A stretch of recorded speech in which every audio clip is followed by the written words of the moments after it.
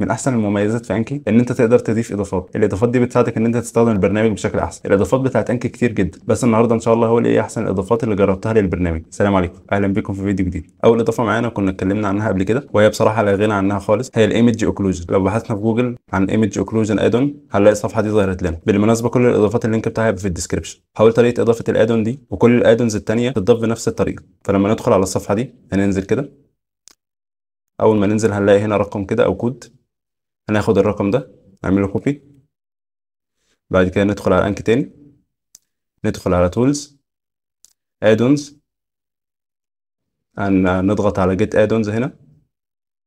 بعد كده نعمل بيست للكود ده ونضغط اوكي.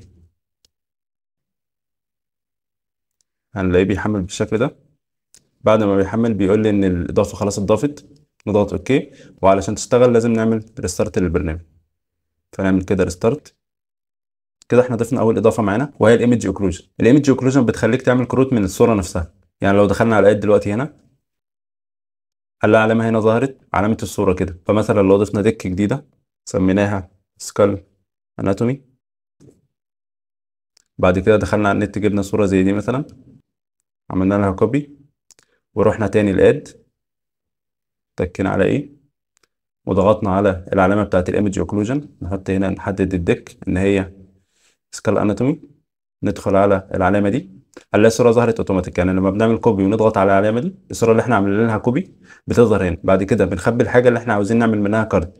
يعني ايه؟ عايزين ناخد الحاجات دي كلها، يعني ناخد ده وده كده، كل مربع من دول بقى كارد لوحده. بعد ما بنعمل كده بنلاقي تحت هنا اوبشنين، هايد اول جيس 1 وهايد 1 جيس 1. الفرق بينهم ان هايد اول جيس 1 دي بتخفي لك كل المربعات دي، بس بتغير لون واحد بس. اللون اللي بتغير ده المفروض هو الكارد يعني. ولما بتظهر الاجابه بتظهر لك اجابه كارد واحد بس، عكس الثانيه.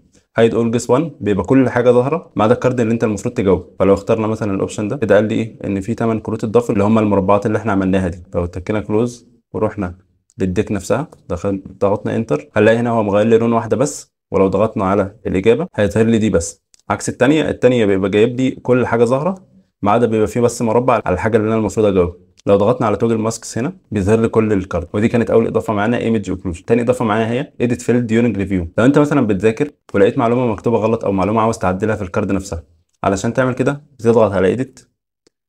بعد كده بيفتح لك الصفحه دي وبتعدل الحاجه اللي انت عاوزها. الاضافه اللي معانا بتخلي الموضوع اسهل بكتير، بتخليك تedit من الفيو ده، مش لازم تضغط ايه وتدخل في الايديت فيو. فهنضيفها بالطريقه اللي احنا قلنا عليها في الاول، واللينك بتاعها هيبقى في الديسكربشن. بس اول ما تضيفها هتلاقيها مش شغاله. علشان تشغلها هتروح للتولز ادونز، هتلاقيها هنا متضافه. بعد كده تحددها كده وتضغط على config.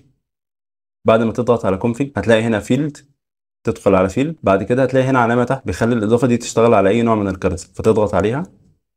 بعد كده تضغط سيف وتخرج تاني. بعد كده تعمل ريستارت للبرنامج. كده الاضافه المفروض اشتغلت بعد ما عملنا ريستارت. لما بتضاف تخش على الديك دي مثلا علشان بقى تعمل ايديت للكارد، بدل ما تضغط اي وتدخل في الفيو ده تضغط كنترول وتحدد الحاجه اللي انت عايز تعمل لها ايديت. هتلاقي كده بقى ينفع تعمل اي ايديت انت عايزه في الكارد. يعني لو عايز تمسح الكلام ده مثلا، لو عايز تكتب اي حاجه بتكتبها، وهكذا. بعد ما بتخلص بتخرج وخلاص كده الكارد اتعدلت. دي كانت تاني اضافه معانا. تالت اضافه معانا هي الويب براوزر، ودي بعد ما بنضيفها لو دخلنا على الديك دي مثلا واحنا بنذاكر مثلا عاوزين نبحث عن اي حاجه، بدل ما نخرج من انكي وبعد كده نروح البراوزر ونبحث على الحاجه اللي احنا عاوزينها، الادون دي بتخلينا نبحث من البرنامج نفسه. يعني لو ضغطنا على كايرو هنا مثلا وضغطنا كليك يمين هنلاقي هنا علامه ظهرت اسمها سيرش اون ويب. هنلاقي هنا بقى في كذا اوبشن. يعني مثلا لو ضغطنا على جوجل ويب هنلاقي بحث لنا على جوجل. لو ضغطنا مثلا على جوجل ايمجز هتلاقيه بحث لنا في جوجل ايمجز وجاب لنا صور للحاجه اللي احنا بنبحث عنها. وبرضه في ترانسليتور او ترجمه، لو عايز تترجم حاجه وانت بتذاكر بدل ما تدخل البراوزر ممكن من هنا بسهوله خالص. ودي كانت تالت اضافه معانا. اخر اضافه معانا هي ريفيو هيت ماب. اول ما بتضيف الاضافه دي وتعمل ريستارت للبرنامج هتلاقيه ظهر لك الشكل ده. فهتلاقي هنا بيقول لك انت كل يوم الافريج بتاعك بتذاكر قد ايه، وايه النسبه من الايام اللي انت ذاكرت فيها، التريك اللي انت عملتها، واكتر عدد ايام بتذاكر ورا بعضه يعني. وهنا بيجيب لك الايام كلها وكل يوم انت ذاكرت فيه قد ايه. وكل ما اللون ده يبقى افتح ده معناها ان انت ذاكرت اكتر. فهنا مثلا هو ظاهر السنه دي فبيقول لك ايه الايام اللي انت ذاكرت فيها وكده، وكل يوم انت ذاكرت فيه قد ايه. ممكن تغير الشكل ده لو دخلت في الاعدادات بتاعه الادون. يعني مثلا عايز اخلي لونه ازرق كده اللون بتاعه اتغير. عايز مثلا اخلي لونه، شوف الماجنتا ده خلى لونه مختلف، فبيخليك تشوف ايام المذاكره بشكل احسن، وكمان بيحفزك ان انت تعمل ستريك. وبس دي كانت الاضافات بتاعه النهارده. سلام عليكم.